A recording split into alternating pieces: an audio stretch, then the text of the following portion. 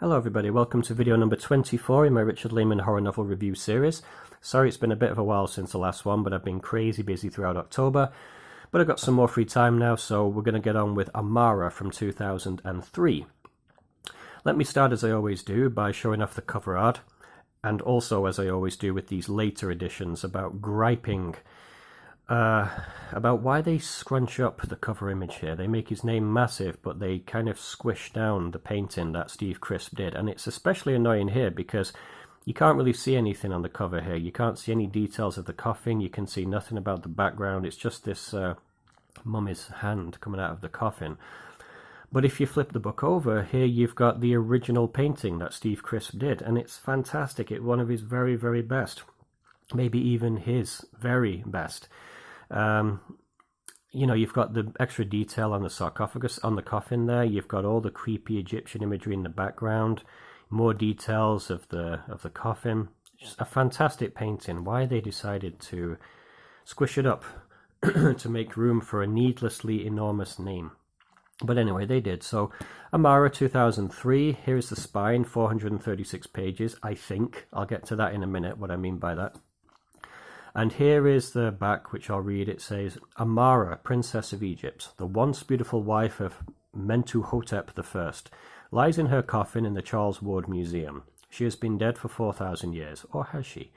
Barney the night watchman is the first to discover that the mummy's coffin has been broken open. It seems grave robbers are at work, and it's a pity Barney can't tell the authorities how the mummy came to be missing. The dead can't testify to anything. Now Amara is free again, and nothing can kill her, for she is dead already.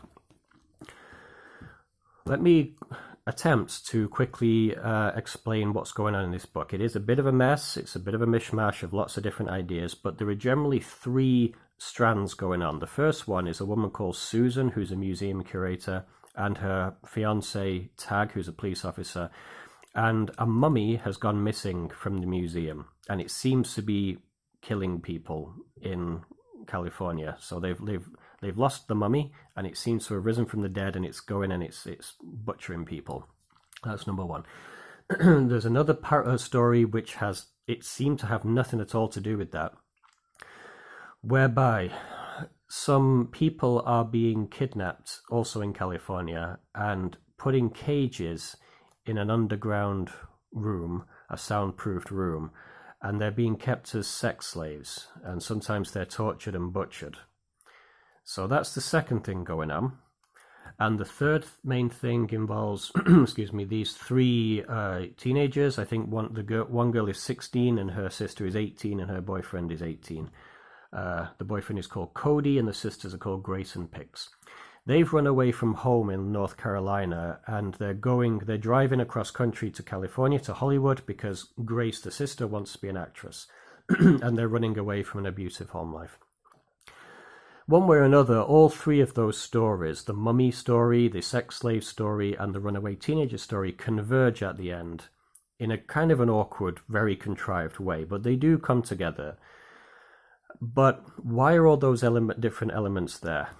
Now I'm going to talk about the publication date of this book. Amara was published in 2003, which is 2 years after Richard Laymon died. And as usual with his posthumous books, I ask myself the question, did Richard Laymon actually write this? And if yes, how much did he write? Well, my answer to that question here is that he probably wrote, if not all of it, then almost all of it.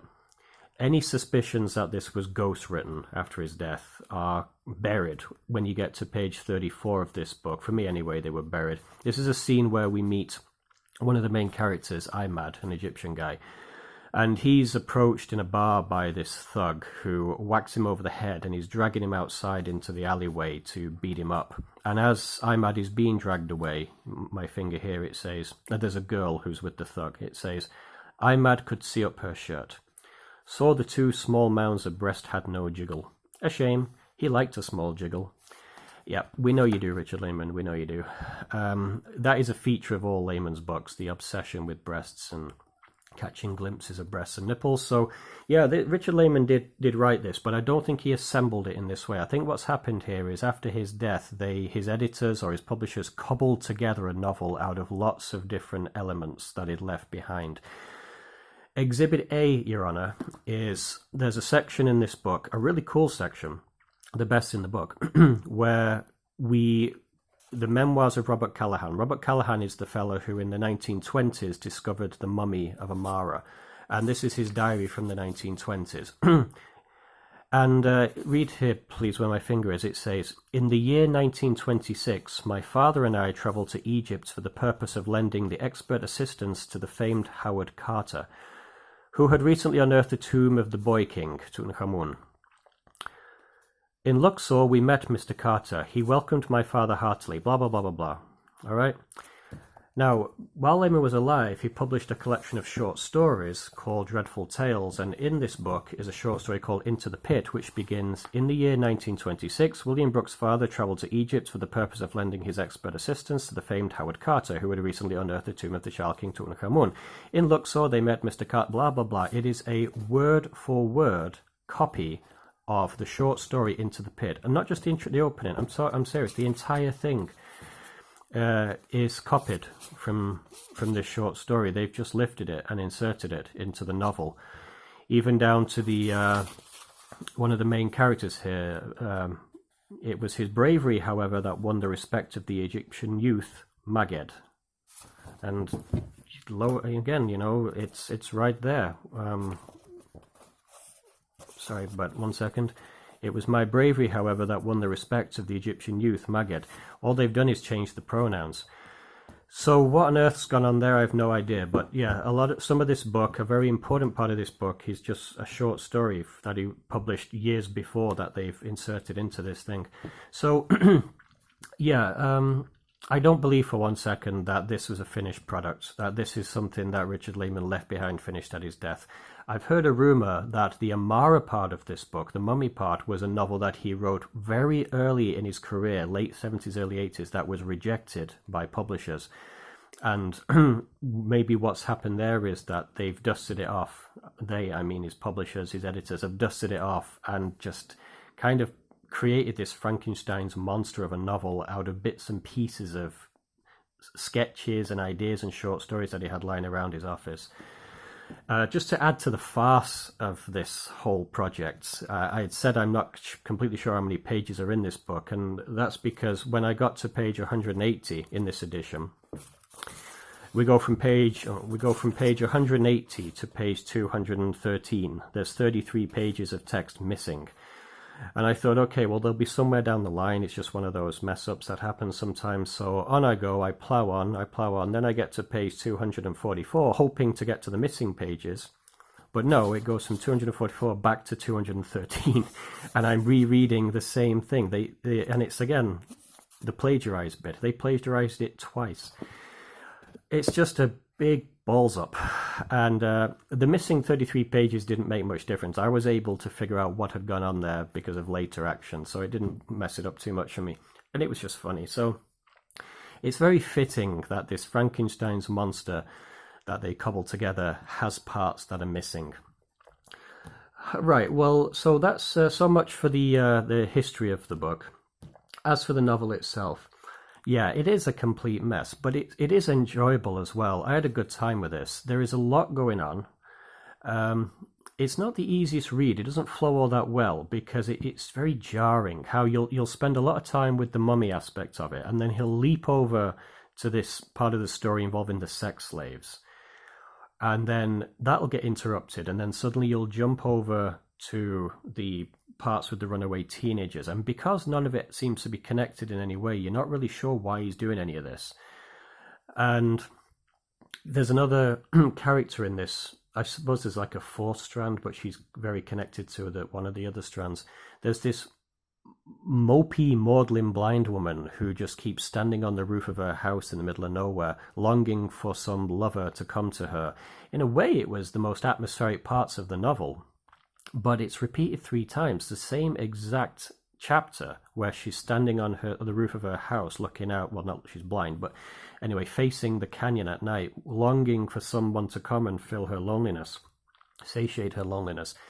The same thing is told 3 damn times, which again points to how this has been, I don't think Laymon did all of this.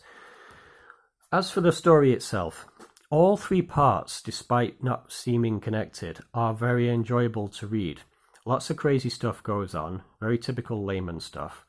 The main criticism I have of this book is that nothing is resolved at the end. One of the slaves, sex slaves, is a girl called Virginia, and the person who is, this is a spoiler, okay, I have to do this in order to talk about the book. The person who's responsible for locking him up is this maudlin blind woman. Her name is April.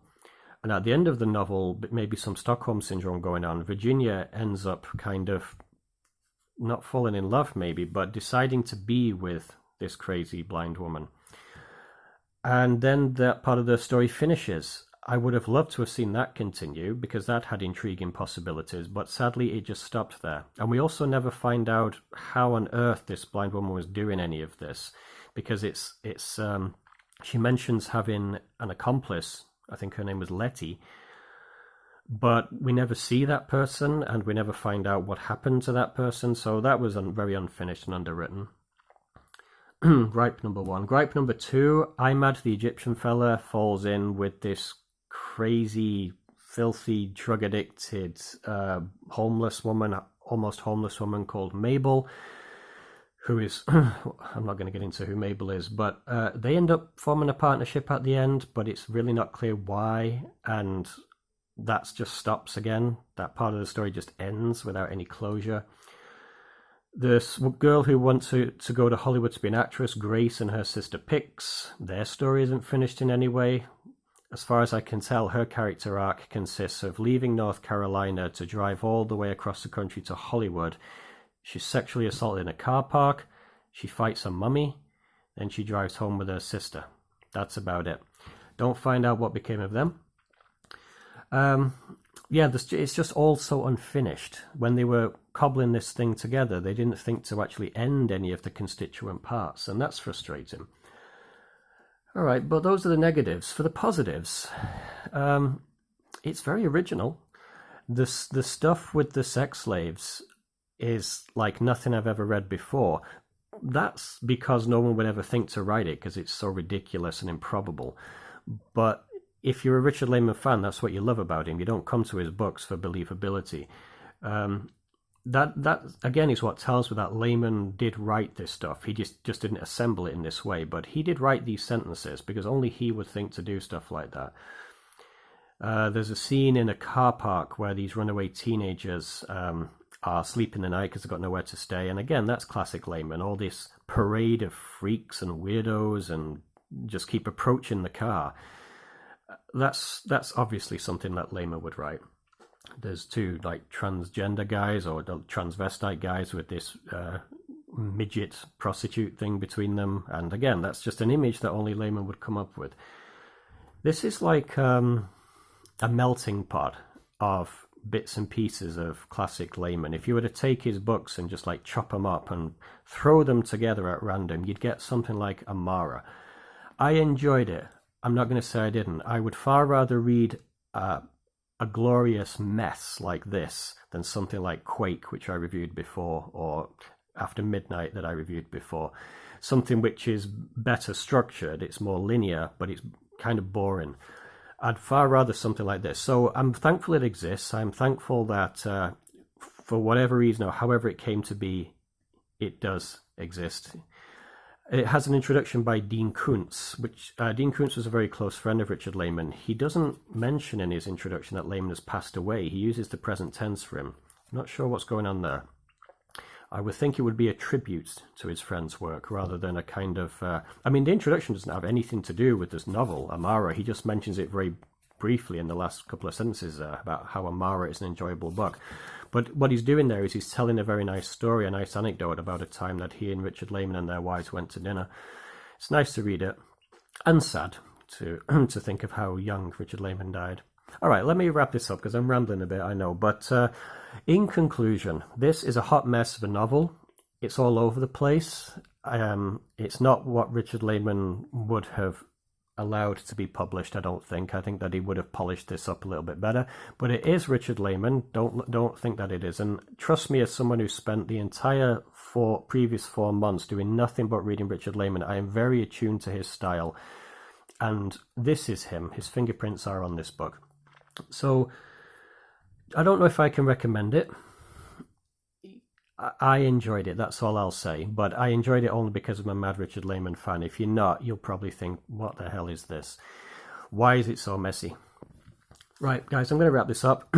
Thanks for watching it. This has been a long video, sorry for that. But thanks for watching it if you did watch it to this point. I'll be back sooner than this time with another review. Until then, have a great weekend. Take care of yourselves, and I'll talk to you soon. Bye for now.